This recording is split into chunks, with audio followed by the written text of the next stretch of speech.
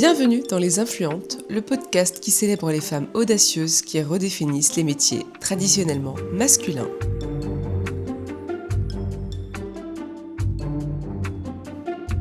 Aujourd'hui, je vais vous parler de l'effet Mathilda. Alors non, pas la fillette aux aptitudes intellectuelles incroyables dont nous avons tous vu le film tiré du roman de Roald Dahl. Mathilda, tu sais comment multiplier de grands nombres ? L'an dernier, j'ai pris un livre sur les mathématiques à la bibliothèque. L'effet Mathilda désigne la minimisation de la contribution et découverte des femmes dans la recherche scientifique au profit des hommes. L'effet Mathilda vient du nom de Mathilda Joslyn Gage. Mais qui était Mathilda Joslyn Gage ? Mathilda Joslyn Gage est née le 24 mars 1826 à New York. Contrairement aux normes éducatives féminines de l'époque, le père de Mathilda, qui était docteur en médecine, a tenu à lui offrir une instruction singulière, incluant des cours d'anatomie et de physiologie. Il aurait voulu voir sa fille embrasser une carrière médicale comme lui, mais Mathilda avait d'autres projets en tête. En effet, Mathilda a préféré militer toute sa vie pour le droit des femmes. En 1852, à l'âge de 26 ans, elle entame son engagement dans le mouvement féministe en prenant la parole lors de la National Women's Rights Convention. En 1869, elle créa avec deux autres suffragettes la National Women's Suffrage Association, une association qui militait pour la promotion des femmes dans la société. Revenons à l'effet Mathilda. Ce phénomène a été mis en lumière par Mathilda Joslyn Gage, donc, pour la première fois dans son essai Woman as Inventor, qui a d'abord été publié en 1870 sous forme de tract, puis dans la première revue littéraire américaine North American Review en 1883. Mais ce n'est qu'en 1993, soit 123 ans plus tard, que Margaret Rossiter, une historienne des sciences, met en lumière une amplification de ce phénomène chez les femmes scientifiques, qu'elle nomme alors l'effet Mathilda, en hommage à notre féministe. Cet effet consiste donc à reléguer les contributions féminines à de simples remerciements ou carrément à effacer le nom des femmes lors de découvertes simultanées au profit des hommes. Dans les biographies scientifiques, on parle souvent d'hommes de science, mais jamais de femmes de science. Margaret Rossiter observe qu'aux États-Unis, des ouvrages importants ne mentionnent pas les femmes scientifiques. En sciences sociales, des études influentes entre les années 1950 et 1960 excluaient les femmes ou les intégraient sans les citer.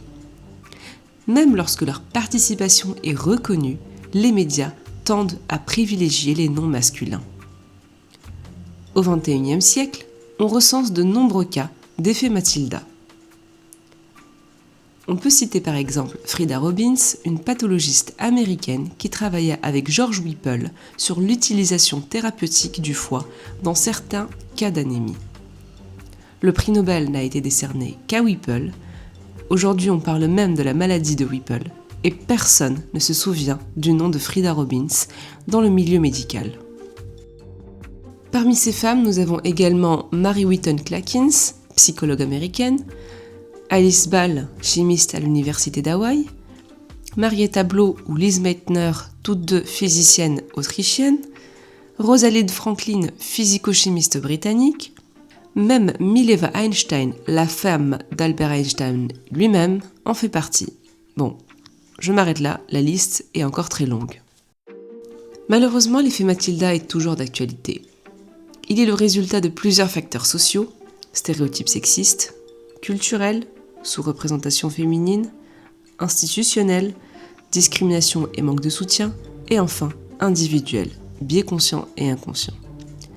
Oui, beaucoup de femmes pensaient et pensent encore qu'il est tout à fait normal que les hommes récoltent tous les mérites, et que nous les femmes devons rester dans l'ombre là où a été notre place pendant des siècles. Écoute-moi, Miss, je sais tout. Je suis malin, tu es bête, je suis grand, tu es petite, j'ai raison, tu as tort. Et c'est comme ça et t'y peux rien. Fort heureusement, les sociétés et les mentalités ont changé. Différentes actions sont en place pour éviter ce phénomène et faire en sorte qu'il n'existe plus.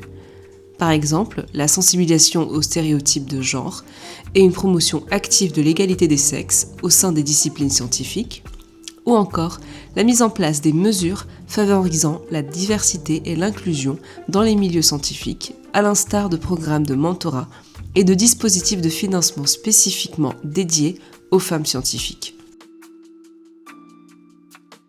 Mais une chose est sûre, plus les femmes seront nombreuses dans ce milieu pour atteindre la parité, plus leur chance d'être respectées, estimées à leur juste valeur et récompensées pour leur travail sera grand.